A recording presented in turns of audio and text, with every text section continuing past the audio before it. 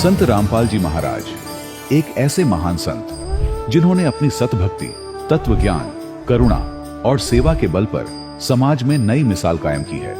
संत रामपाल जी महाराज की अगुवाई में उनके सभी सतलोक आश्रमों से समाज कल्याण के अद्भुत कार्यों ने समाज को सुनहरे भविष्य की एक नई उम्मीद दिखाई है।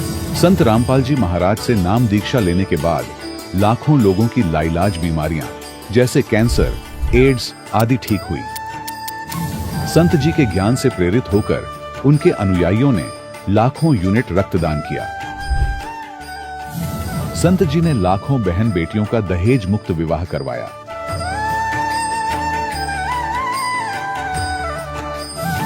संत जी ने लाखों लोगों का नशा छुड़वाया, करोड़ों उजड़े परिवार बसे।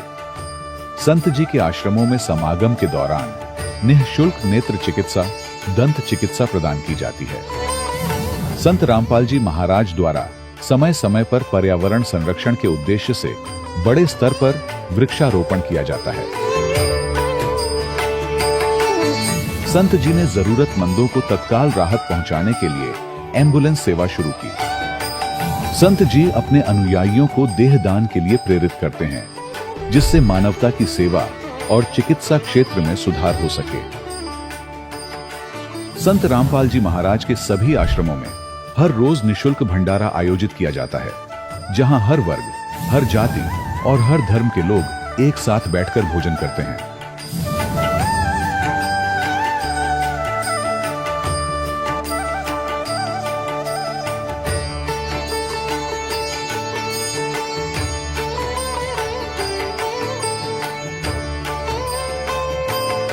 संत रामपाल जी महाराज के आश्रम में हजारों बुजुर्गों को सम्मान और प्यार के साथ जीवन जीने का अवसर मिलता है। उनके खाने, रहने और स्वास्थ्य की पूरी जिम्मेदारी संत रामपाल जी महाराज उठाते हैं। अनाथ बच्चों के लिए संत रामपाल जी महाराज के सभी आश्रम किसी वरदान से कम नहीं। यहाँ उन्हें शिक्षा, संस्कार और भविष्य के लिए बेहतर अवसर प्रदान किए जाते हैं। चाहे बाढ़ हो, भूकंप या महामारी, संत रामपाल जी महाराज और उनके अनुयायी हमेशा ही जरूरतमंदों के लिए सबसे आगे खड़े रहते हैं। कोविड महामारी के दौरान संत रामपाल जी महाराज के आश्रमों से करोड़ों लोगों के लिए भोजन, दवाइयां और जीवन रक्षक सामग्रियां उपलब्ध कराई गई। चाहे गरीब की मदद हो या किसी शोषित और पीड़ित वर्ग के हक और सम्मान की लड़ाई, संत रामपाल जी महाराज ने हमेशा ही उनकी दबी आवाज को सरकारों तक पहुंचाया है और उन्हें उचित न्याय दिलवाने में अहम भूमिका अदा की है। समाज में आध्यात्मिक और सामाजिक मूल्यों के प्रति जागरूकता लाने में संत रामपाल जी महाराज हर कदम पर मानवता के सच्चे सेवक साबित हुए हैं। संत रामपाल जी महाराज का जीवन हमें सिखाता है कि सच्ची सेवा वही है जो निस्वार्थ भाव से की जाए। आइए हम भी इस महान सेवा के कार्य में इस महान संत से जुड़ें और संत रामपाल जी महाराज से नाम दीक्षा लेकर अपने जीवन को धन्य बनाएं।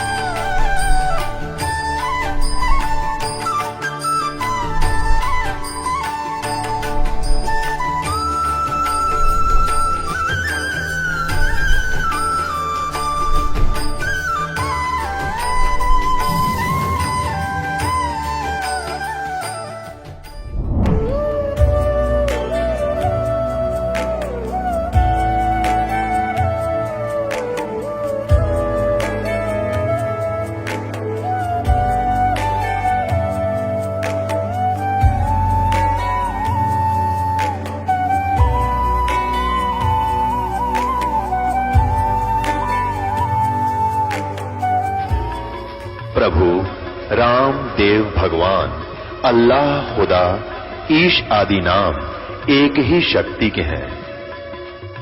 वो कैसा है, कहां है, कैसे मिलता है, किसने देखा है? ये प्रश्नवाचक चिन्ह पूर्ण रूप से हटाने के लिए अवश्य सुनिए जगत गुरु तत्वदर्शी संत रामपाल जी महाराज के अमृत वचन, सर्व पवित्र धर्मों के पवित्र शास्त्रों के आधार पर। नमस्कार दर्शकों, मौजूदा समय में भारत में अनेकों धर्म गुरु हैं, परंतु इस भीड़ में यह चयन करना कि सच्चा सद्गुरु कौन है, यह कठिन है। लाखों धर्म गुरुओं की भीड़ में एक सच्चे संत की तलाश में निकले थे भंवरलाल जी। सच्चे संत की खोज करते करते ये इतना थक चुके थे कि इनका तो मानो जैसे गुरुओं पे से विश्वास उठ ही गया हो। इसी दौरान इन्हें एक ऐसी पुस्तक मिल जाती है जो इनके आध्यात्मिक सफर को इनकी मंजिल तक पहुंचाने में कारगर साबित होती है। आखिर उस पुस्तक में कौन से ऐसे भेद थे जिनको जानकर भंवरलाल जी लाखों की भीड़ में सच्चे सद्गुरु को पहचान पाए। आइए अब जानते हैं भंवरलाल जी के जीवन परिवर्तन की कहानी इन्हीं की जुबानी। नमस्कार सर। सच साहेब, क्या नाम है सर आपका? मेरा नाम भंवरलाल दास है। क्या काम करते हैं सर? मैं विद्युत विभाग के अंदर मीटर रिपेयर एंड टेस्टर हूँ सर। सर, संत रामपाल जी महाराज से नाम उपदेश लेने से पहले आप क्या भक्ति साधना करते थे? मैं सबसे पहले रामदेव जी बाबा की भक्ति करता था और वैसे देवी देवताओं को और को भी वैसे साथ में मानता रहता था और व्रत वगैरह भी करता रहता था। सर, जो भक्ति साधना आप करते थे उससे आपको क्या लाभ प्राप्त हुए? उससे सर जी मेरे को कोई लाभ प्राप्त नहीं हुआ। मैं तो सिर्फ करता रहता था। उसका यहाँ रामपाल जी महाराज के आने के बाद में यहाँ पता चला मेरे को कि वास्तविक में भक्ति क्या चीज़ होती है। उससे पहले मेरे को कोई पता नहीं चला और दुख ही आते रहते थे। सर जी, दुख तो ये आता रहता था कि जैसे मेरी पत्नी है वो बीमार रहती थी और वो भी इस तरह से कि हमेशा दवाई लेते रहते थे और फिर भी वो ठीक नहीं होती थी। इसलिए दुख का तो कोई बहुत ज़्यादा ही आते रहते थे, कोई पता नहीं। बीमारी थायराइड थी एक तो, और थायराइड के अंदर भी वो सुन टाइप रहने लग जाती थी और उसके सोयल आ जाती थी। और काफ़ी इलाज कराया बीकानेर से भी, और रतनगढ़ में तो काफ़ी डॉक्टरों से इलाज कराया। फिर बीकानेर भी उन्होंने कहा बीकानेर दिखा लो, तो बीकानेर भी गए, वहाँ भी पीबीएम में, वहाँ भी कोई इलाज नहीं हुआ। और वही उसी तरह से दवाई लेते रहते थे, कभी कम हो जाता था कभी ज़्यादा हो जाता, इस तरह से चलती रहती थी। सर, आप संत रामपाल जी महाराज की शरण में कैसे आए? संत रामपाल जी महाराज की शरण में इस तरह से आया कि मैं एक बार सरदार सिर गया हुआ था। वहाँ कोई, अभी तो भक्त बोलते हैं, लेकिन कोई किताब बेच रहा था 10-10 रुपये में। तो मुझे किताब अच्छी लगी, मोटी दिख के, और उसका पन्ना सही था। मैंने देखा किताब तो अच्छी है, 10 रुपये में क्या आता है, तो मैंने वो किताब खरीद ली। फिर उन्होंने पढ़ना स्टार्ट किया, थोड़ा सा पढ़ा, फिर ब्रह्मा विष्णु महेश का नाम आया। तो मैंने सोचा सभी ऐसे ही करते हैं, जैसे कोई भी संत है वगैरह है वो ऐसे ही करते रहते हैं कि भाई ब्रह्मा जी बड़े हैं तो ब्रह्मा जी के जैसे कोई दिखाते हैं तो ब्रह्मा जी बड़ा बता देते हैं, विष्णु जी को नहीं तो विष्णु जी को बड़ा बताते हैं। सीरियल के अंदर भी ऐसे देखते रहते थे, लेकिन ये कोई नहीं बताता कि वास्तव में भगवान कौन है और परमात्मा किसको कहते हैं, ये कोई नहीं बताता था। फिर एक बार हमारे भगत जी हैं पास में ही, वो हमारे घर पे आए और वो आके कहा कि भगत जी मैंने तो गुरु धारण कर लिया है। तब मैंने कहा भाई मैं तो गुरुओं पे विश्वास करता नहीं, क्योंकि सभी गुरु मैंने देखे हैं तो वे ऐसे ही होते हैं कि नाम दे देते हैं, कोई शंकर भगवान का दे देते हैं, कोई किसी का दे देते हैं, कोई किसी का दे देते हैं, लेकिन मैं गुरुओं पे विश्वास नहीं करता। तब कहा कि नहीं मैं आपको किताब ला के दूँगा एक, तो वो आप पढ़ना, ज्ञान गंगा। जब ज्ञान गंगा का नाम लिया उन्होंने तो मेरे वो 1.5-2 साल पीछे जो किताब ली थी ज्ञान गंगा, वो याद आ गई कि मेरे ये पास पढ़ी है वो किताब। तो तब कहा कि ये हो ही नहीं सकता। जब मैंने किताब उनको ला के दी, वो एकदम मिल गई, एकदम था जैसे कोई रखी हुई हो वैसे मिल गई। तो मैंने वो किताब उनके ला के दी, तो किताब तो यही है, तो आपने पढ़ी क्या? मैंने ये किताब पढ़ी तो नहीं, ये मेरे कहने से एक बार पढ़ो। तो मैंने वो किताब पढ़ी। पढ़ने में सर जी एकदम से मैं चकित हो गया। वास्तव में प्रमाण सहित उन्होंने दिया हुआ था, सभी गीता वेद वगैरह जो भी थे प्रमाण सहित थे। मैंने उनको फ़ोन लगाया कि अब कब जाओगे आप? कि अब तो 1 महीने बाद जाऊंगा, क्योंकि 1 महीने बाद में हाजिरी लगेगी। फिर मैं उनको लेके वो गए, उस टाइम मैं उनके साथ गया, मैंने नाम दीक्षा ली। नाम दीक्षा लेने के बाद में वहाँ पे गुरुजी से मैंने आशीर्वाद दिया रामपाल जी महाराज से। तो मेरा शरीर ऐसे हो गया जैसे एकदम हल्का फुल्का। पहले ऐसे लगता था जैसे कोई एकदम से वजन हो शरीर के ऊपर, वो नहीं रहा, एकदम से हल्का फुल्का हो गया। मेरा और मेरी पत्नी दोनों का ही इस तरह से हो गया। मैंने वास्तव में अपने सही जगह आए हैं और वास्तव में भक्ति यही है। इसलिए इस तरह से मैं रामपाल जी महाराज की शरण में आया। सर, संत रामपाल जी महाराज की शरण में आने के बाद आपको क्या लाभ प्राप्त हुए? संत रामपाल जी महाराज की शरण में आने के बाद सबसे पहले मैंने ये लाभ प्राप्त हुआ कि मेरी पत्नी है जो बीमार रहती थी काफ़ी, और उनके थायराइड थी, और थायराइड भी स्टेप ज़्यादा था उनका, जो दवाई काफ़ी लेनी पड़ती थी, 150 mg की वो दवाई लेनी पड़ती थी। तो उन्होंने मतलब वहाँ जाने के बाद में डॉक्टर ने दिखाया, तो उन्होंने कहा भैया कि ये तो दवाई ज़िंदगी भर लेनी पड़ेगी आपको। मैंने कहा ठीक है भाई, लेनी पड़ेगी तो अब इलाज भी क्या है। पर रामपाल जी महाराज की शरण में जाने के बाद में फिर दिखाया तो उनको वो जितनी थी वो तो 50 mg के लगभग आ गई, धीरे धीरे वो कम होती चली गई। आज भी वो टेबलेट लेती है लेकिन एकदम कम है, वो 25 mg की इस तरह से लेती है, इसलिए वो कोई ज़्यादा दिक्कत नहीं है, ना सोहलाती उनके, और वो संत रामपाल जी महाराज की दया से अब ठीक है मतलब। और एक उनके क्या है कि परिवार के अंदर ऐसा ही रोग है कि जैसे पहले तो वो सुन टाइप हो जाते हैं, उसके बाद में यादाश्त धीरे धीरे भूल जाते हैं, और यादाश्त भूलने के बाद वो क्या है कि धीरे धीरे वो चलना फिरना भी बंद हो जाता है, और पलंग के ऊपर आ जाते हैं। वो पलंग के ऊपर आने के बाद में वो क्या है कि इसमें ये स्थिति हो जाती है कि वो किसी को पहचानते भी नहीं, और लास्ट के अंदर वो ख़त्म हो जाते हैं। वो स्थिति मेरी पत्नी को होने लग गई थी, मतलब धीरे धीरे वो होने लग गई थी पहले। तो वो अब लगभग एकदम सही है करीबन, मतलब वो यादाश्त भी है, कोई दिक्कत नहीं है, काम भी करती है। पहले वो काम वगैरह भी वो भूल जाती थी, यहाँ कोई चीज़ रख दी वो सब भूल जाती थी, अब नहीं भूलती, वो सही है। और बताना चाहूँगा मैं एक बार सरदार शहर से आ रहा था और आने घी लेके आया था, और रात को सो गया, और जहाँ मैंने पूजा की करता था रामदेव जी बाबा की, वहाँ मैंने रख दिया। रखने के बाद में सुबह 4 बजे मैंने सो के और वापस 4 बजे उठता हूँ मैं, उठने के बाद में वापस हुआ तो मेरे को एक ऐसा मतलब ऊपर चढ़ता है जैसे कोई बच्चा ऊपर चढ़ता है वैसे चढ़ा, और मेरे को एकदम दबा लिया, मतलब वजन रख जैसे वजन एकदम से डाल दिया हो। उससे मैं क्या है कि एकदम से घबरा गया, मैं कारण क्या हुआ, ऐसे ही हो गया होगा अपन। फिर वही दूसरे दिन भी वही हालत रही, इस तरह से मैं परेशान हो गया, हमको ये करें क्या। तो मैंने काफ़ी 20-25 हज़ार रुपये 30 हज़ार रुपये लगा दिए सर जी, लेकिन वो सही नहीं हुआ। रामपाल जी महाराज की शरण में जाने के बाद में जिस दिन मैंने नाम लिया उस दिन से एकदम ख़त्म हो गया वो, और आज तक कोई दिक्कत नहीं हुई। मैंने एक दिन ऐसे भी सोच लिया कि हो सकता है ऐसे ही हो गया हो, तो वही स्थिति नाम खंडित हो गया था मेरा, तो वापस हुई। तो वापस होने के बाद में मैं जैसे ही नाम सुमरण किया, जैसे किसी रजाई को भगा देते हैं इस तरह से वो एकदम हट गया। ये जो भूत प्रेत की समस्या थी वो पहले मेरे साथ थी, उसके बाद में मेरे बच्चे के साथ होने लग गई थी। जो मेरी बच्ची भी साथ आई है, आप उन्हीं से पूछिए। क्या नाम है बहन जी आपका? मेरा नाम मनीषा है। जैसा कि आपके पापा ने बताया आपको भूत प्रेत की समस्या थी, आप उसके बारे में क्या कहना चाहेंगी? सर जी वो क्या हुआ कि मेरे पापा जैसे ना संत रामपाल जी महाराज का नाम लिया ना, तो इनको तो दबाना उन्होंने भूत प्रेत ने बंद कर दिया, लेकिन उसी दिन से मेरे को ना दबाना भूत प्रेत ने स्टार्ट कर दिया था। तो मैं इतनी तंग आ गई थी, तो 1 महीने तक मैं बहुत मतलब मेरे को नींद भी नहीं आती थी, मैं पूरी रात मतलब सोती, जैसे ही सोती मेरे को दबा लेते थे। तो मेरे पापा ने, मेरी मम्मी है ना, स्टार्टिंग में तो मेरी मम्मी ने मेरे को ज्योतराम जी इनसे दिखवाया मेरे को, है ना, किसी ने बोला कि पीछे प्रेत है, पीछे ये है, इसका खून चूसते हैं, लेकिन बाद में धीरे धीरे मतलब ये बढ़ता ही गया मेरे साथ। फिर बाद में पापा ने है ना संत रामपाल जी महाराज से नाम दीक्षा ली, तो इनका दबना बंद हो गया। लेकिन जैसे ही मैंने नाम दीक्षा ली ना, तो उसी दिन से भगत जी मेरा दबना ये सब बंद हो गया।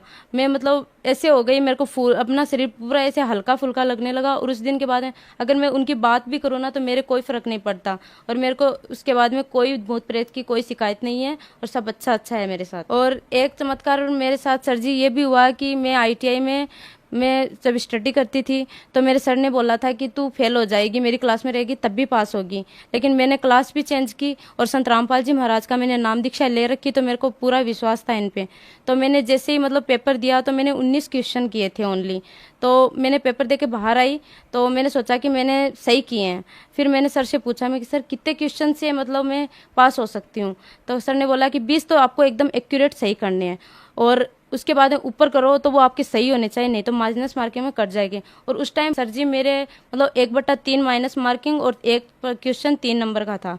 तो मैंने सर को पेपर दिखाया तो सर ने बोला कि ये इतने कि कौन कौन से कैसे कैसे किए, तो 19 में से मेरे 5 तो सर ने गलत बता दिए।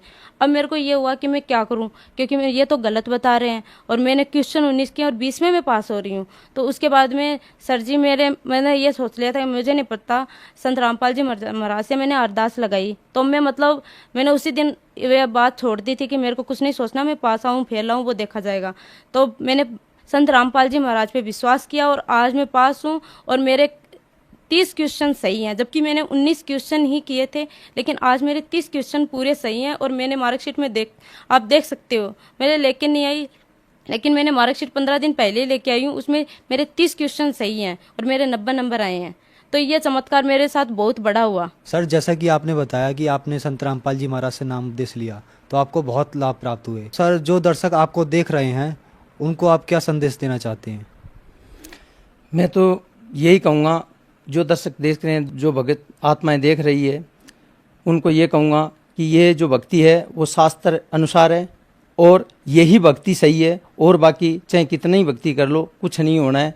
इसलिए रामपाल जी महाराज की शरण में आए और अपना कल्याण करवाएं। सर अगर कोई संत रामपाल जी महाराज से नाम उपदेश लेना चाहता है तो वह संत रामपाल जी महाराज से नाम उपदेश कैसे ले सकता है? संत रामपाल जी महाराज से नाम उपदेश लेने के लिए टीवी के ऊपर सत्संग आती है, सत्संग के नीचे एक पट्टी आती है, उस पट्टी के ऊपर नंबर आते हैं और उन नंबरों के ऊपर आप टेलीफोन कीजिए।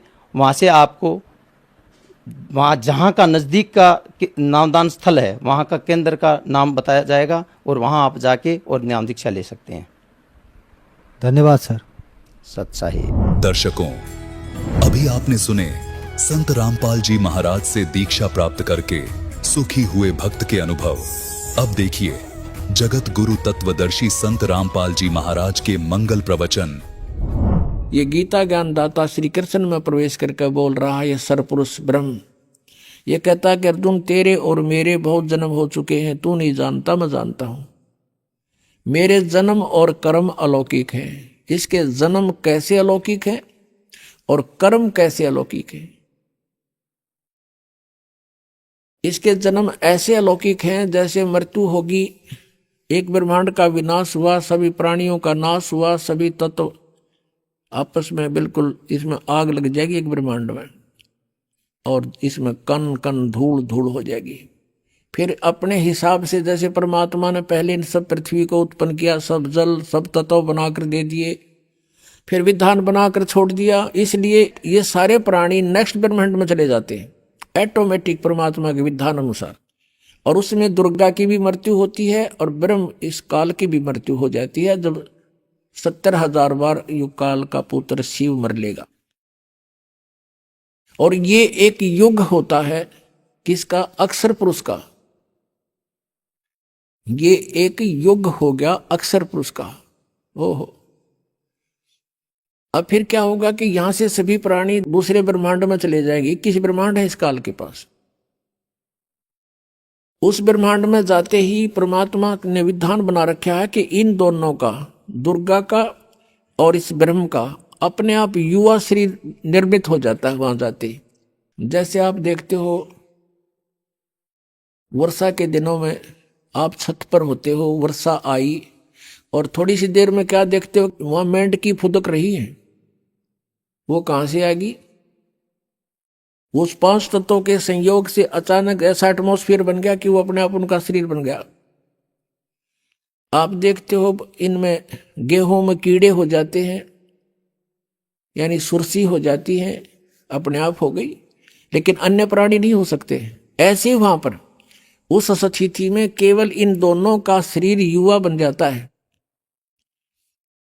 और वहां पर पहले से ही सृष्टि तैयार होती है, फलदार वृक्ष होते हैं परमात्मा के विधान अनुसार।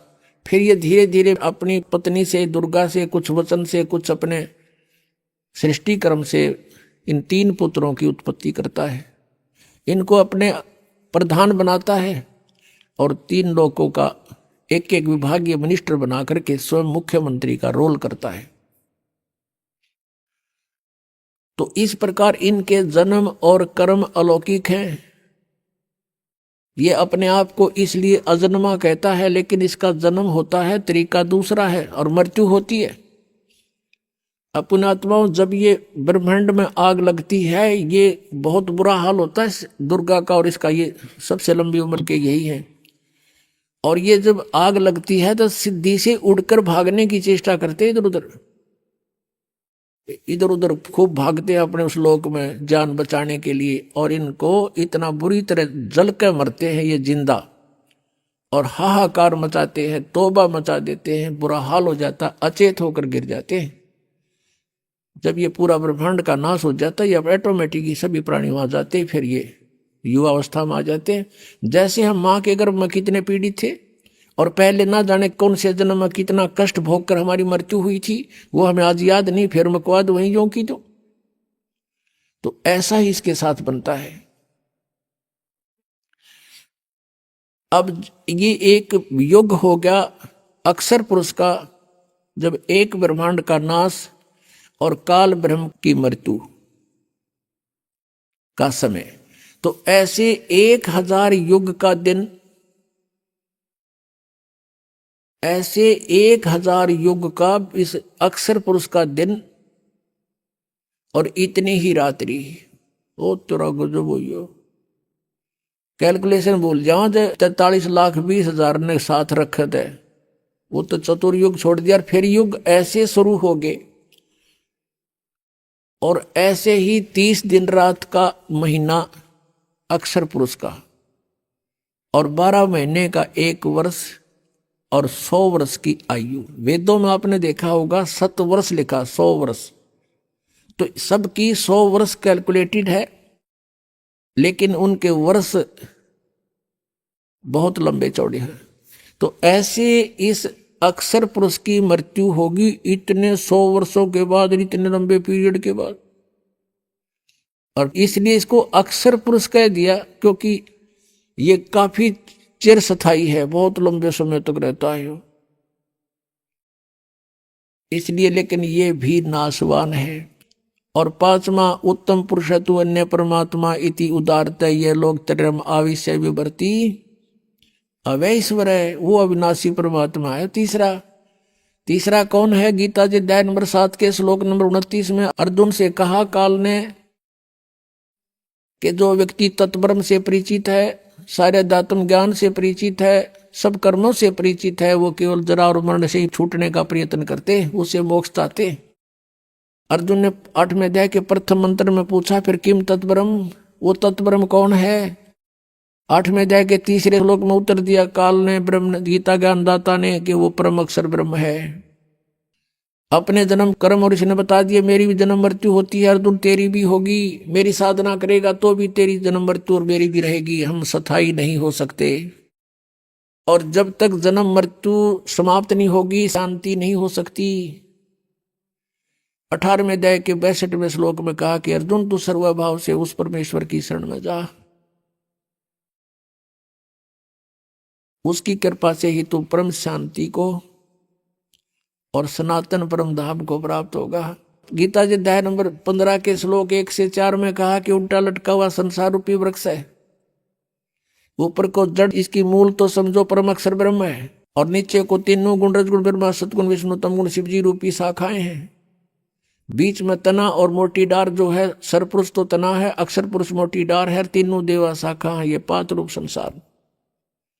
परमात्मा ने बताया था अक्षर पुरुष एक पेड़ है, सरपुरुष वा की डार, और तीनों देवा शाखा है, ये 5 रूप संसार, और मूल वो स्वयं है। तो गीता जी अध्याय नंबर 15 के श्लोक 1 में बताया है कि जो उल्टे लटके हुए संसार रूपी वृक्ष के सभी विभागों को, छंदों को जानता है, सवेदवित, वो तत्वदर्शी संत है। गीता जी अध्याय नंबर 4 के श्लोक 32 में कहा है कि सभी यज्ञों धार्मिक अनुष्ठानों की जानकारी विस्तार के साथ सच्चिदानंद घन ब्रह्म की वाणी में ब्रह्मणे मुखे यानी सच्चिदानंद घन ब्रह्म से मुख से उच्चरित वाणी में लिखी हुई है, वो है तत्व ज्ञान। उसमें सब विस्तार के साथ बताया गया, सारा डिटेल से। वो तत्व ज्ञान है। 4 अध्याय के 34वें श्लोक में कहा कि अर्जुन उस तत्व ज्ञान को जो परमात्मा ने स्वयं आकर बोला है, उसको किसी तत्वदर्शी संत के पास जाकर समझ, फिर वो तत्वदर्शी संत तुझे उस परमात्मा का ज्ञान करावेंगे। तो गीता जी अध्याय नंबर 15 के श्लोक 1 में कहा कि जो इस उल्टे लटके हुए संसार रूपी वृक्ष के सभी विभाग बता देगा, स वेदवित, वो वेद के तात्पर्य को जानने वाला है, अर्थात वो तत्वदर्शी संत है। तो ये परमात्मा स्वयं ही आते हैं। तुम साहेब तुम संत हो, तुम सतगुरु तुम हंस, और गरीबदास तुम रूप बिना और न दूजा अंश। अनंत कोट ब्रह्मांड का एक रति नहीं बाहर, सतगुरु पुरुष कबीर हैं कुल के सृजनहार। सतगुरु और पुरुष, पुरुष माने परमेश्वर और सतगुरु माने तत्व ज्ञान बताने वाले। अगर तत्व ज्ञान बताने वाले सतगुरु हैं तो भी कबीर जी, और परमेश्वर है तो भी कबीर जी। तो वो परमात्मा स्वयं ही आकर अपनी महिमा बताता है। अक्षर पुरुष एक पेड़ है, निरंजन वा की डार, तीनों देवा शाखा समझो, पात रूप संसार। गीता जी अध्याय नंबर 15 के श्लोक 3-4 में कहा है कि जब तत्वदर्शी संत मिल जावे, उसके पश्चात इस अज्ञान रूप अंधकार को तत्व ज्ञान रूपी शस्त्र से काट कर यानी समझ कर, उसके पश्चात परमेश्वर के उस परम पद की खोज करनी चाहिए, जहां जाने के बाद साधक फिर लौटकर कभी संसार में नहीं आता। और गीता ज्ञानदाता इसलिए कहता 18वें अध्याय के 62वें श्लोक में कि अर्जुन तू सर्वभाव से उस परमेश्वर की शरण में जा, परम अक्षर ब्रह्म की शरण में जा, वो वास्तव में अविनाशी है। उससे तुझे सनातन परम धाम प्राप्त होगा, परम शांति होगी। सनातन परम धाम शाश्वत स्थानम, सदा रहने वाला, जिसका कभी नाश नहीं होता। इसलिए गीता जी अध्याय नंबर 7 के श्लोक 18 में कहा कि ये ज्ञानी आत्मा है तो अच्छी नेक आत्मा है, उदार आत्मा है, लेकिन ये मेरे वाली घटिया अनुत्तम गति में ही सीमित है, सचित हैं। इनको तत्वदर्शी संत नहीं मिला, तत्व ज्ञान प्राप्त नहीं हुआ। ओम नाम के जाप से गीता जी अध्याय नंबर 8 के श्लोक नंबर 13 में कहा कि अर्जुन ओम इति एक अक्षरम ब्रह्म व्यवहारण माम अनुस्मरण ये प्रयाति तजम देहम सयाति परमाम गतिम। मुझ ब्रह्म का केवल एक ओम मंत्र है और नथिंग एल्स, ये एक अक्षर है, और जो अंतिम समय तक उच्चारण करता हुआ इसका शरीर त्याग कर जाता है तो मेरे वाली परम गति को प्राप्त होता है। ओम से कौन सी परम गति है? ब्रह्मलोक प्राप्ति, ब्रह्म प्राप्ति, ब्रह्मलोक प्राप्ति। ब्रह्मलोक में गए हुए प्राणी भी जन्म मृत्यु में है। तो यहाँ कहता 7वें अध्याय के 18वें श्लोक में कि ये उद्धार आत्मा है तो समर्पित मेरे पे, पर मेरे वाली अनुत्तम घटिया गति में सचित है। और अनुवादकर्ताओं ने, नकलियों ने कर रखा अनुत्तम का अर्थ अति उत्तम। तभी तो मालिक ने बता अंधे की बाँ गही अंधे ने, मारक कौन बतासी। 17वें अध्याय के 23वें श्लोक में कहता हूँ सच्चिदानंद घन ब्रह्म की साधना का ओम तत्सति निर्देश ब्रह्मण त्रिविद समर्थ है। उस सच्चिदानंद घन ब्रह्म के पास जाने का, पूर्ण मोक्ष प्राप्त करने का, उसको पाने का 3 मंत्र की साधना है। ओम तत्सर पुरुष का, तत् ये सांकेत है, ये अक्षर पुरुष का मंत्र है, और सत भी सांकेतिक है, ये परम अक्षर ब्रह्म का, परम अक्षर पुरुष का मंत्र है। इन तीनों की मजदूरी करने से, साधना करने से, कमाई करने से, भक्ति की शक्ति से हम सतलोक जाएंगे। गीता जी अध्याय नंबर 8 के श्लोक नंबर 5 और 7 में गीता ज्ञानदाता कहता अर्जुन यदि मेरी शरण में रहना है तो युद्ध भी करना पड़ेगा और भजन भी कर, मुझे प्राप्त होगा, नो डाउट। अब अपने प्राप्ति बता रहा है कि मेरी भी प्राप्ति होगी इस ओम मंत्र से, ओनली 1 मंत्र, 8वें अध्याय के 13वें श्लोक में। और कहता युद्ध भी करना पड़ेगा, यहां शांति नाम की चीज नहीं, परम शांति चाहिए तो उसकी शरण में जा। 8वें अध्याय के 8, 9, 10 3 मंत्रों में कंटिन्यूस बताया है कि उस सच्चिदानंद घन ब्रह्म की जो साधना करता है उस तत्वदर्शी संत के बताए अनुसार उस मंत्र से, तो भक्ति की शक्ति से यानी उस मंत्र के जाप की कमाई से उस परमेश्वर के पास चला जाएगा। अपने आत्मा हमने भक्ति करनी है तो या क्यों ना करें, वो डले क्यों डोवा, जो असंग जन्म हो गया हमने डोत्या ने।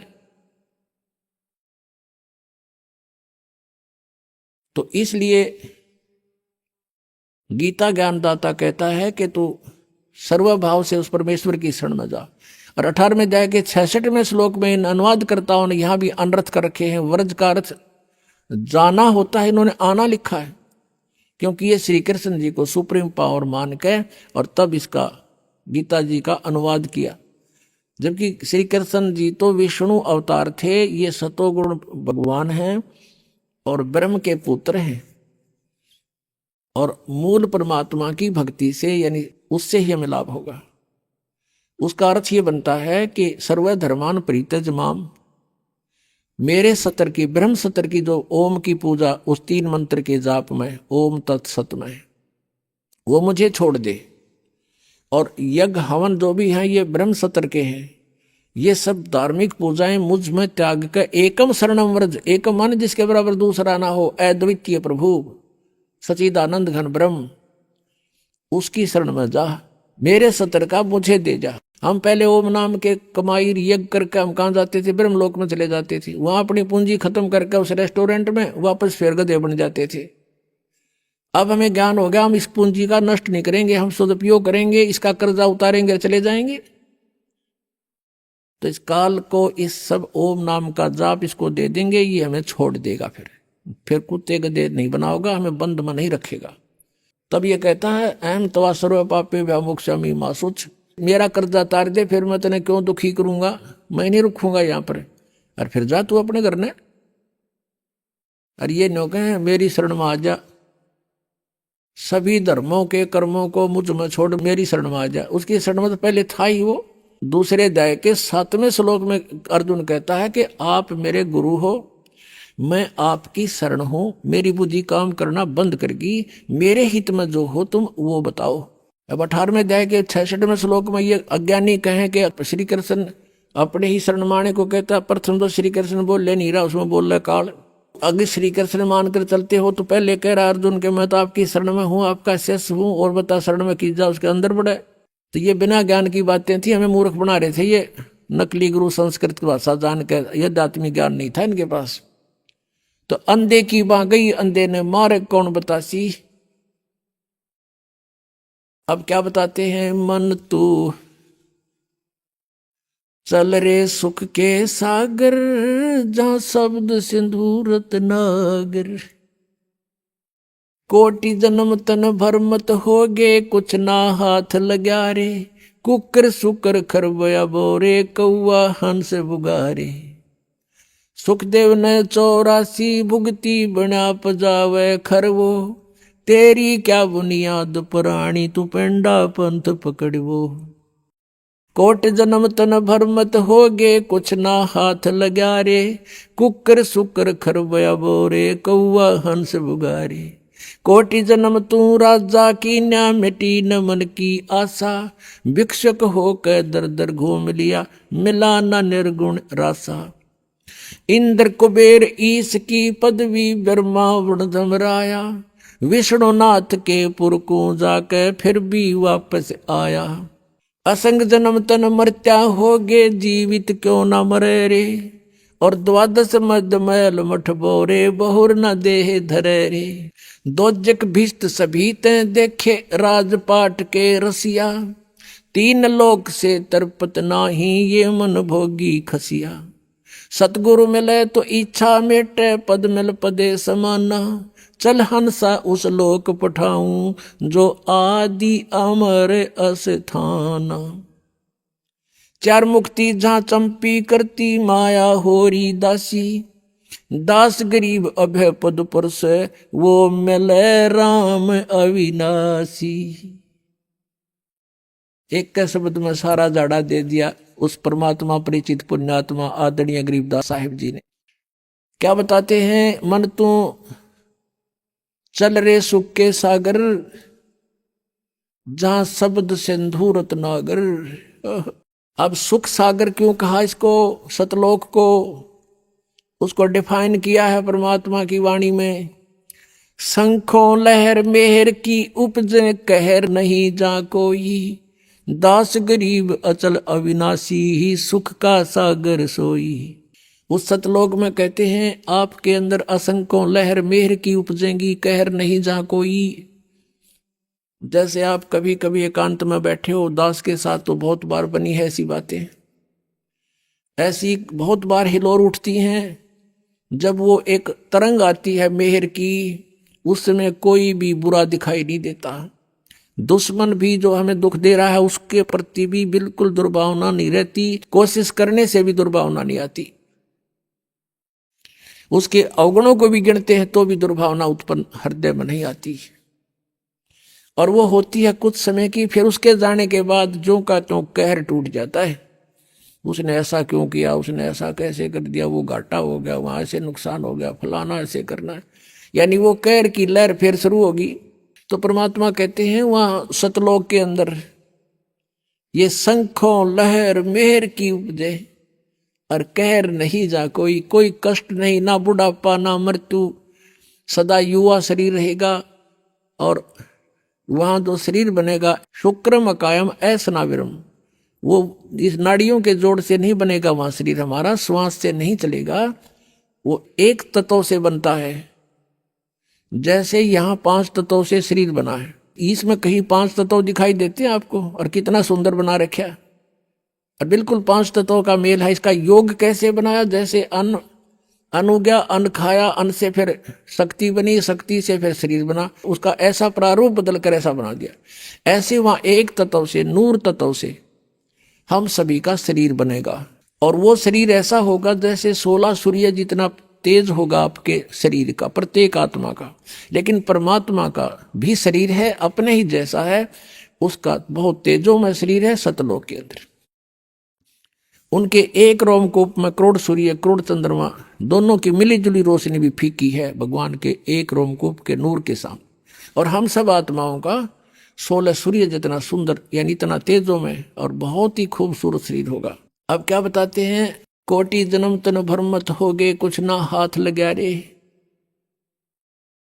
पुण्यात्माओं, अभी तो आपको ज्ञान अभी इतना गहनता से ग्रहण नहीं किया आपने, अंदर समाया नहीं आपके अंदर।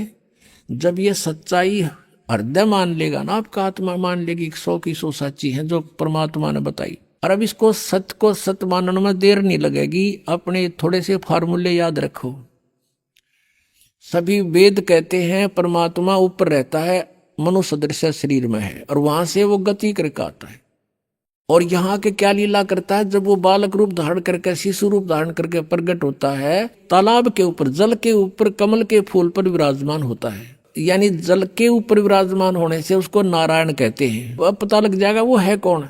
और जो छोटे बालक जब होता है उसको कोई पुण्यात्मा संस्कारवश निसंतान दंपति उठा के ले जाती है। प्रत्येक युग में ऐसा होता है। और फिर परमात्मा वहां उनके परिवर्ष की लीला कंवारी गायों से होती है, कंवारी गाय से। तो पुण्यात्माओं 600 वर्ष पहले भगवान आए थे, कबीर जी पूर्ण परमात्मा परम अक्षर ब्रह्म। उन्होंने वो लीलाएं की थी जो वेदों में लिख रखी है। वेद तो केवल परमात्मा की पहचान बताते हैं, वो ऐसा है, ऐसा करता है। वो लीला किसने की है आज तक, श्री कृष्ण का इतिहास देख लो। वह भी आए पृथ्वी पर, जन्म हुआ माँ से, लेकिन कबीर परमेश्वर का माँ से जन्म नहीं हुआ। ये तगड़मबाजी बढ़ा करते नकली आदमी कि एक विधवा ब्राह्मणी थी, वो उसने शर्म के मारे गिरगी, उसका विधवा का बच्चा हो गया। उसके विधवा का माँ का, बाप का, उसका कितने नाम गाम तो बता दो। है सट्टे मारे मूर्ख बना रखा था हमारे को, सारी झूठ बोल रखी थी, भगवान को कौड़ी सिद्ध कर दिया और कौड़ियों को लाल बता रखा था। और वो कंवारी गायों से दूध पीता है, वो कंवारी गायें दूध देती है। तो ये लीला परमेश्वर कबीर जी ने की थी, और आज तक किसी ने करी हो बता दो। और किसी का नो प्रमाण ऊपर तो चलकाया और सह शरीर चला गया वापस। एक दिखा दो जिनको हम भगवान मानते थे, राम श्री कृष्ण का दिखा दो। तो कहने का भाव पुण्यात्माओं, हम भगवान को पहचान नहीं सके क्योंकि जिनको हम गुरु मानने थे वो अंधे थे, ज्ञान नेत्रहीन थे। वो कहते मोती मुक्ता दर्शत नाही, यो जग है सब अंदरे, दिखत के तो नैन चश्म इनका फेरा मोतिया बंदरे। किसी को मोतियाबिंद हो जाता है, उसकी आंखें स्वस्थ दिखाई देती हैं और उसने दिखता कते नहीं, नपट अंधा होता है, ब्लाइंड मैन होता है वो। तो इसी प्रकार ये ज्ञान नेत्रहीन थे और दिखे थे चतुर, क्योंकि संस्कृत जाने थे। एक भाषा के जान लेने से उसमें लिखे हुए गूढ़ रहस्य को नहीं समझा जा सकता।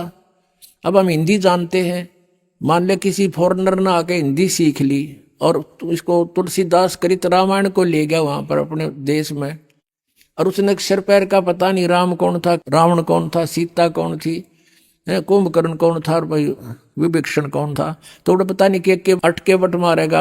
एक इद्दी के जान लेने से उस कथा को वो कैसे सुलझा सकता है जो चौपाइयों में लिखी है। ऐसे ही वेद और ग्रंथ और पुराण और गीता जी ये परमात्मा की महिमा से परिपूर्ण है। संस्कृत के जान लेने से कोई नहीं समझ सकता जब तक ये मौखिक कथा रामायण वाली की तरह सृष्टि रचना का जिसको ज्ञान नहीं होगा। और वो सृष्टि रचना खुद रचने वाला ही बता सकता है। ठीक ठीक अभी तक तगड़मबाजी बढ़ा रहे थे, अब प्रसंग जो आ रहा है वहीं पर आते हैं। क्या बताते हैं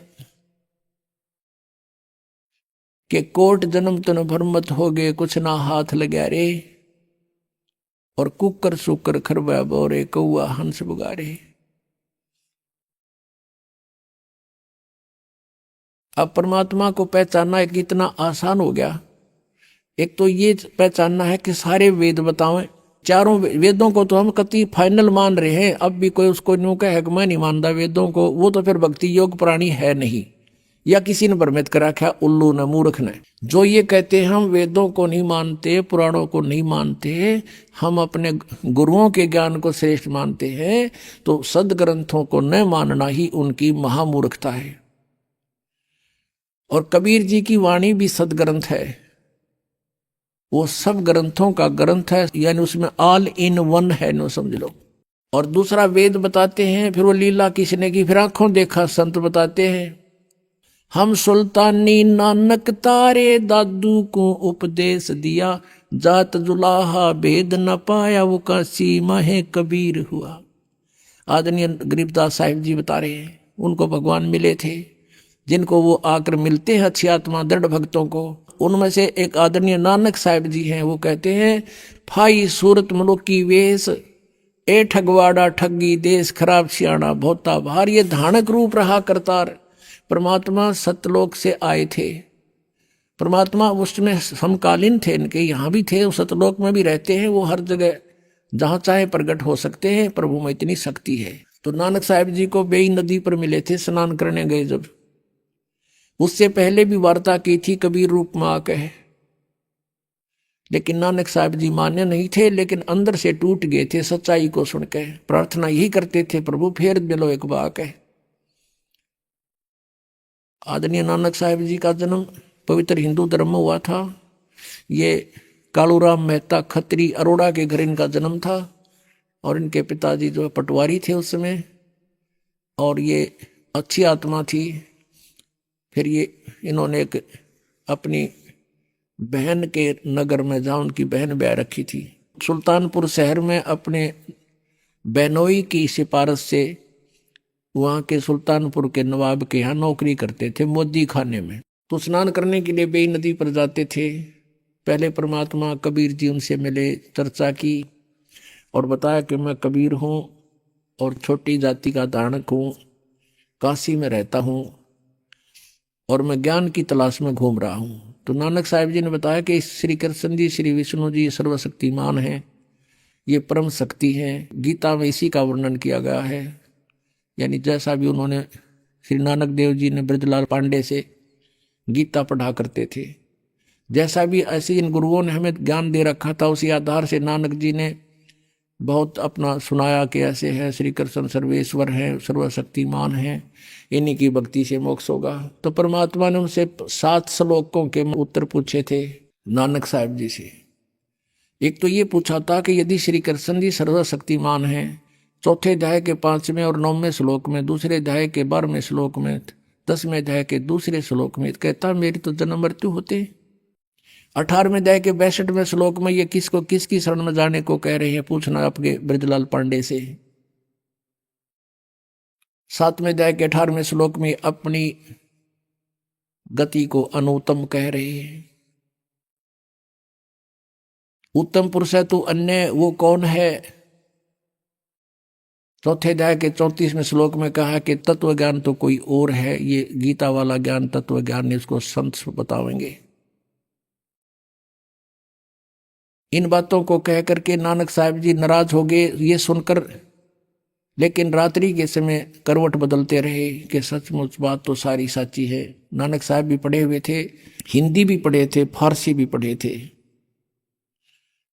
उन्होंने गीता जी को देखा, एक आध ब्राह्मण से बात करी, किसी के पास उत्तर नहीं था। तो ऊपर से तो वो कबीर जी को धमका कर आगे थे कि तू गलत बोलता है, तो मुसलमान दिखाई देता है। तो परमात्मा चले गए थे उस टाइम। कुछ दिनों के बाद उसको ऐसी कसक लगी नानक जी को, अंदर से रोने लगे, तड़पते थे। एक बार फिर मिले महाराज, फिर बात करेंगे। वो फिर दोबारा फिर मिल गए 15-20 दिन के बाद। उस समय केवल नानक जी को दिखाई दे रहे थे, अन्य को नहीं। कुछ देर बात हुई थी, फिर नानक जी ने, क्योंकि वो मन नहीं टकता जल्दी सी, उन्होंने कहा था कि मैं इस दरिया में छलांग लगाऊंगा, मुझे ढूंढ देना। नानक साहब जी ने दरिया में छलांग लगा दी। परमात्मा ने उनको गुप्त किया वहां से, और पीछे जाकर 3 किलोमीटर पीछे को, जहां से अप स्ट्रीम में ले गए, जिधर से पानी बहता रहा था। और वहां उनका शरीर एकांत स्थान पर रख दिया। आत्मा को लेकर सचखंड गए। सचखंड में देखा कबीर परमेश्वर जो जिंदा महात्मा के रूप में वहां उनको मिले थे, उसी रूप में ऊपर सतलोक में पहुंचे। और परमात्मा सतपुरुष बैठे थे तख्त के ऊपर, ऑल ओवर कंट्रोलर की चेयर पे, उस सिंहासन पर। तो नानक साहब ने सोचा कि परमात्मा यू है सतपुरुष, सतपुरुष ये है सामने बैठे सिंहासन पर। और कबीर जी एक सिंपल वेश में, जिंदा महात्मा के रूप में, साधु के रूप में, और ये यहाँ का नौकर होगा कोई कबीर। तो नानक जी ने सोचा। अब उस समय तक परमात्मा ने ये डिस्क्लोज नहीं किया। जब पहले रूप में मिले थे, जब तो कबीर रूप में मिले थे, दोबारा जब आए जिंदा महात्मा का रूप बना कर आगे, शरीर दूसरा था, चेहरा नहीं मिल रहा था बनारस वाले से। फिर उनको लेकर गए ऊपर। ऊपर जाकर क्या देखा, कबीर जी जो जिंदा महात्मा के रूप में गए थे, और दूसरा उन्हीं का रूप बैठा था। तेजों में करोड़ सूर्य मिला दे करोड़ चंद्रमा, ऐसा एक रोमकूप की शोभा। उसके ऊपर चौर करने लगे कबीर साहब। नानक जी ने पक्का हो गया कि सतपुरुष अकाल पुरुष तो यू है, ये बैठा तख्त पर जेड़ा, ये नीचे से ये बाबा जी आया महात्मा, ये इनका नौकर है। इतने में क्या हुआ, वो तेजों में शरीर वहां से उठा अपने सिंहासन से, और कबीर जी नीचे से जिंदा महात्मा वाले रूप में गए थे, वो विराजमान हो गए। उस समय उस परमात्मा का वो रूप जो बना, जब सिंहासन पर विराजमान हुए, जो अकाल मूर्त तेजों में शरीर वाला था, वो चवर करने लगा।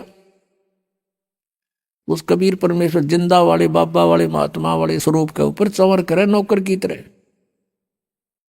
उस समय परमात्मा का जो स्वरूप बन गया, वो कबीर जी वाला बन गया, जो धारणक रूप में, जो लाहे रूप में बनारस में थे, और जो पहले नानक जी को मिले थे। और वो तेजों में शरीर जो था, कबीर जी के जिंदा महात्मा वाले शरीर में समा गया। अलग कोई नहीं रहा, ओनली वन गॉड है, एक परमात्मा कबीर जी विद्यमान थे, बनारस वाले धानक, ऑल ओवर कंट्रोलर की तख्त पर, सिंहासन पर। अब नानक साहब से कहा कि जाए। अभी आपने सुने संत रामपाल जी महाराज के मंगल प्रवचन। आइए अब सुनते हैं संत रामपाल जी महाराज से नाम दीक्षा लेकर सतभक्ति करके अद्भुत लाभ प्राप्त करने वाले अनुयायी के विचार। दर्शकों, आज हम आपको हरियाणा के कुरुक्षेत्र की रहने वाली अमृता जी की अनोखी कहानी सुनाने जा रहे हैं, जो मां दुर्गा और मां काली की तन मन धन से भक्ति करती थीं। ये व्रत उपवास भी करती थीं, लेकिन इस भक्ति से उन्हें कोई लाभ नहीं मिल रहा था, बल्कि उनका जीवन दिन ब दिन नरक बनता जा रहा था। जीवन में खुशियों की तलाश करते करते इनका संयम टूटने लगा था और भगवान से विश्वास भी उठने लगा था। लेकिन भगवान उन आत्माओं से कभी दूर नहीं रहते जो उन्हें सच्चे दिल से चाहती हैं। शायद यही कारण था कि अमृता जी के जीवन में खुशियां हमेशा के लिए आने के लिए बेताब थीं। तो आइए अब सुनते हैं अमृता जी की कहानी, उन्हीं की जुबानी। नमस्कार जी। नमस्कार सर जी। आपका क्या नाम है? अमृता देवी। आप कहाँ से आए हैं? कुरुक्षेत्र कृष्णनगर गामड़ी से। संत रामपाल जी महाराज जी से आपने नाम दीक्षा कब ली? 2012 में।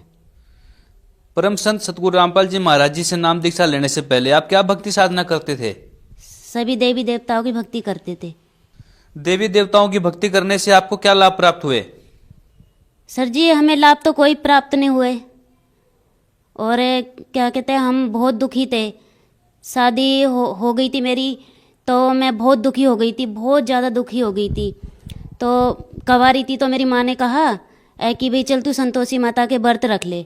तो मैंने संतोषी माता के व्रत रखना शुरू कर दिए, और इसलिए रखना शुरू कर दिया कि सभी कहते थे कि व्रत रखने से ना पति अच्छा मिलता है। तो मैंने ये सोच के व्रत रखा, चाहे पति चाहे जैसा मर्जी मिले, पर मुझे सास ससुर अच्छे मिले। तो मैंने इसलिए व्रत करना शुरू कर दिया। फिर मेरी शादी हो गई, फिर मेरे सास ससुर अच्छे मिल गए, फिर मेरी शादी हो गई। शादी होने के 1 महीना बाद मैं बिल्कुल अंधी हो गई, और मुझे ना अंधी होने के बाद मुझे कुछ दिखाई भी नहीं देता था। और मेरे जो घर वाले हैं ना, वो मुझे हाथ पकड़ के लेके जाते थे, और कभी कभी वो नहीं भी होते थे ना, तो मैं बाथरूम में वगैरह में जाती थी तो मेरी गेट से टक्कर भी हो जाती थी। तो फिर भी कहा कि चलो कोई बात नहीं, इसे दिखा देंगे। कहा इसका लगता है ऑपरेशन कराना पड़ेगा आँखों का।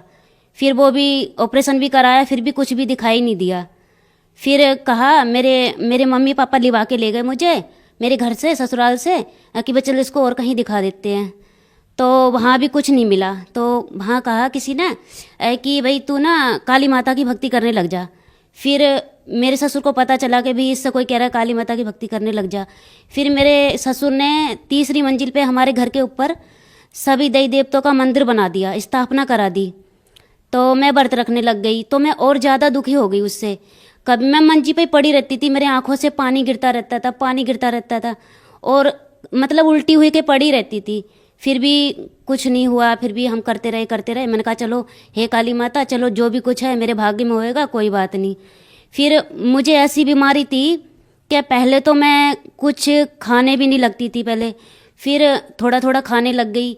फिर कहा झाड़ा पोछा कराने लग गई, अम्बाले भी दिखाया और गांव में भी दिखाया, सारा जगह दिखाया। फिर उनने कह दिया भाई इसकी ना भाई बलि देने पड़ेगी इसकी। तो मैंने अपने ससुर से कहा, ससुर बोले कोई बात नहीं बलि दे देंगे। फिर मेरे अंदर ये हुआ कि भाई अपने स्वार्थ के लिए मैं बलि दूं।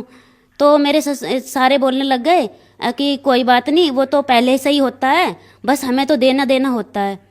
तो हमने बलि दी। काली माता ने कहा भाई चल बलि दो, तो हम बलि भी दी। तो पहले उसने 7,000 लिए, 7,000 लेने के बाद में 3,000 लिए, 1,500 लिए हैं, उस ऐसे लेती गई। फिर कहा मेरे को दूसरी प्रॉब्लम भी थी, जैसे अंदर से प्रॉब्लम थी। तो हम डॉक्टर को बहुत इलाज कराते थे। उसने कहा भाई इसके तो खून ही नहीं बंद हो रहा है, इसके तो ना लगता है कैंसर है। तो मेरी सास को मैं लेके गई, तो मुझे तो नहीं बताया उसने, मेरी सास को बता दिया भाई इसके लगता है कैंसर हो गया है। तो मैंने थोड़ा सा सुन लिया।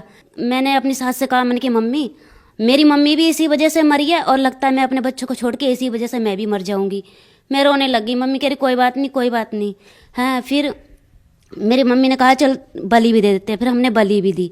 फिर किसी ने कह दिया आपकी जागरण कराना है गुग्गा का। फिर हमने गुग्गा का जागरण भी कराया, कुछ भी नहीं हुआ, उससे कुछ भी नहीं हुआ। फिर मैं रात को बिल्कुल भी नहीं सोती थी, बिल्कुल भी। अगर थोड़ा बहुत सोती भी थी तो ऐसा लगता था कोई चीज़ आके दबा लेगी मुझे।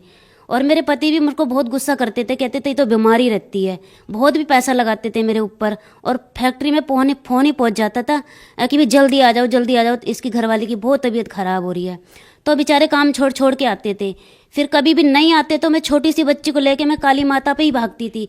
3 बार जाती थी, और छत पे भी ऊपर जो 3री मंजिल पे बना रखा है, 3 मंजिल पर जोत लगाती थी। ये कहती थी माता रानी ठीक कर दे, मुझे ठीक कर दे, वरना नहीं तो तेरे आगे सर पटक के मैं मर जाऊंगी। या तो इस रोग से मुक्त कर दे, या फिर मुझे महारी दे, मुझे जहर ही दे दे, या तो ऐसे कुछ कहा मैंने। फिर कुछ ही नहीं हुआ। फिर मेरे जेठ हैं हमसे बड़े, उन्हें नाम ले रखा था संत रामपाल जी महाराज जी से। तो वो कहते थे कि भाई तू नाम ले, तू ठीक हो जाएगी। मैंने कि मैं नहीं लेती नाम। कह रहा ना तू दुखी है बहुत, अच्छा नहीं लगता, वो दुखी हो रही है, अभी तू नाम ले। मैंने कहा नहीं मैं नाम नहीं लूँगी। फिर हम आखिरी बार और माता पे गए, उसने कहा था 5 हाजिरी लगानी पड़ेगी। फिर हम गए उसके पास। जब वो चीज़ मेरे ऊपर ज़्यादा ही अटैक करने लग गई, मुझे बिल्कुल भी ही चैन नहीं था, और मुझे दिखाई भी कम देता था, और मेरे को ये गला भी मेरा पकड़ लिया था। मैंने 1.5 साल से रोटी भी नहीं खाई थी, और मैं सोती भी नहीं थी, सिर्फ पागलों की तरह घूमती थी। सारे कहते थे ये लगता है मरेगी। तो फिर मैं गई काली माता के पास, मैंने अपना जाके दुखड़ा रोया। वो बोली भाई हमारे बस की बात नहीं है, इसकी जान नहीं बचेगी। अगर इसकी जहाँ जान बचती है वहाँ बचा लो, पहले तो इसकी जान ही नहीं बचेगी। तो फिर मैं निराश हो गई, मैंने कि अब तो मैं मर जाऊंगी जैसे मेरी माँ मर गई, और मेरे 4 छोटे छोटे बच्चे भी हैं और मेरा पति भी है, मैं किस तरह से क्या करूंगी। मैं फूट फूट के रोने लग गई।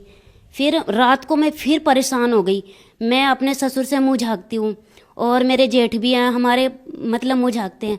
फिर मैं अपने ससुर के आगे ना बिना चुन्नी के और सरकने लग गई, मतलब करहा के भल सरकने लग गई, और मुझे होश नहीं रहा कि मैं क्या कर रही हूँ क्या नहीं कर रही हूँ। मैं इतनी दुखी हो गई, कह रही हे परमात्मा या तो जिंदगी दे दे या मौत ही दे दे।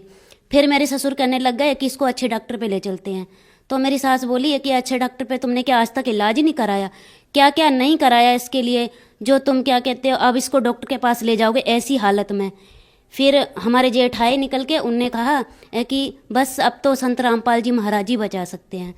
फिर उन्होंने मुझे जल दिया और मेरे से कहा उन्होंने कि भी तू प्रसाद ले ले और संकल्प कर ले कि तू ठीक हो जाएगी, सुबह तेरे को नाम दिलाने ले जाएंगे। तो मैं संत रामपाल जी महाराज जी के चरणों में गई और जाते ही मैंने नाम दान लिया।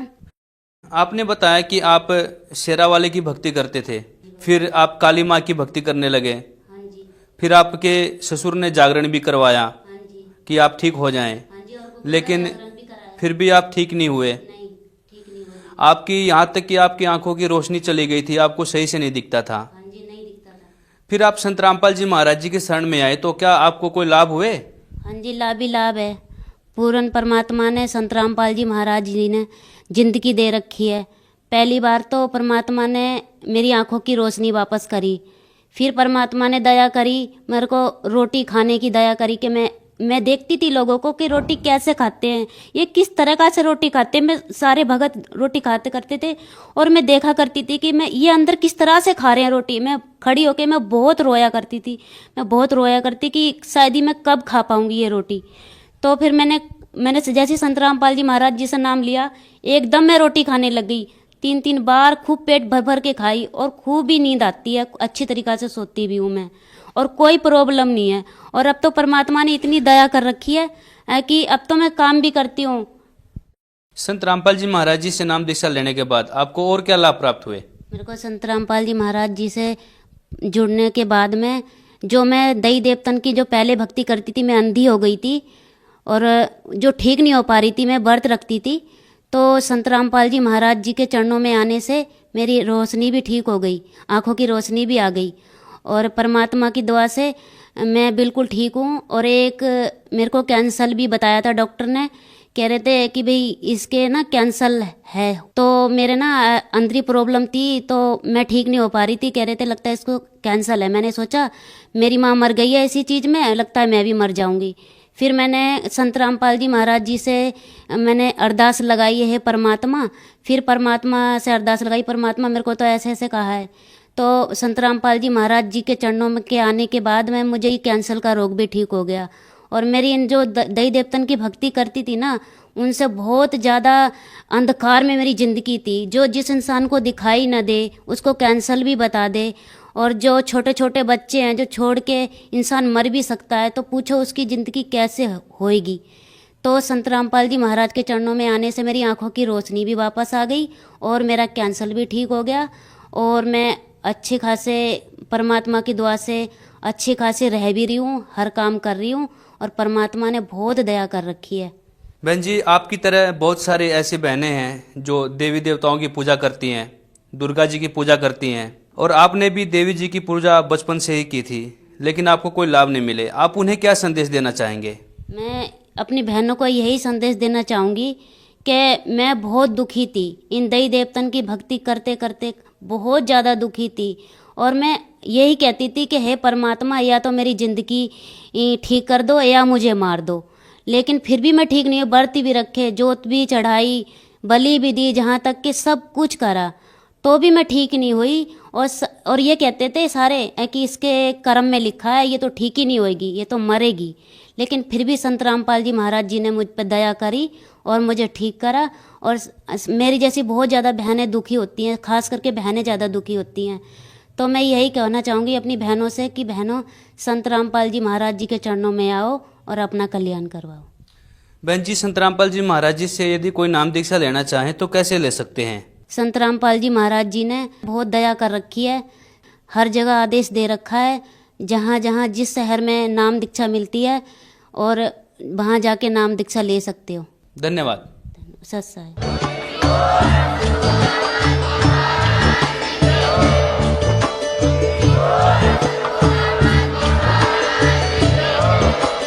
आप सुन रहे थे जगत गुरु तत्वदर्शी संत रामपाल जी महाराज जी के मंगल प्रवचन। अधिक जानकारी के लिए विजिट कीजिए हमारी वेबसाइट www.jagatgururampalji.org। संत रामपाल जी महाराज जी के शुभ आशीर्वाद से पूरे विश्व भर में 500 से भी ज्यादा नाम दीक्षा केंद्र हैं, जिन पर संत रामपाल जी महाराज जी द्वारा ऑनलाइन निशुल्क नाम दीक्षा दी जा रही है। अपने नजदीकी नाम दीक्षा केंद्र का पता करने के लिए संपर्क करें 8222880541।